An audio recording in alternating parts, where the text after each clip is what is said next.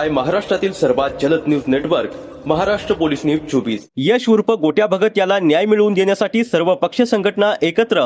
नमस्कार, आपण पाहताय महाराष्ट्र पोलीस न्यूज 24 आणि मी आहे आपल्यासोबत पवन हनुमंते। यश उर्फ गोट्या भगत यांच्या कुटुंबाला न्याय मिळवून देण्यासाठी आता सर्व पक्ष आणि सामाजिक संघटना एकत्र आले आहेत। काल बावधन पोलीस स्टेशन येथे यशच्या कुटुंबाला न्याय मिळावा यासाठी सर्व पक्ष संघटनांचे पदाधिकारी आणि कार्यकर्ते एकत्रितपणे उपस्थित होते। रात्री उशिरापर्यंत यशच्या कुटुंबाचा लेखी जबाब नोंदवून घेण्यात आला। या प्रकरणात पोलीस प्रशासनाकडून सकारात्मक सहकार्य होत असल्याचे यावेळी उपस्थितांच्या निदर्शनास आले।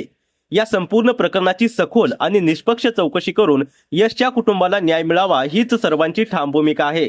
या सहकार्याबद्दल पिंपरी चिंचवड पोलीस आयुक्त, डीसीपी, एसीपी आणि वरिष्ठ पीआय यांचे मनपूर्वक आभार व्यक्त करण्यात आले। तसेच यशच्या कुटुंबांच्या दुःखात सहभागी होत न्यायासाठी एकत्र आलेल्या सर्व पक्ष संघटना, कार्यकर्ते आणि पदाधिकाऱ्यांचेही आभार मानण्यात आले।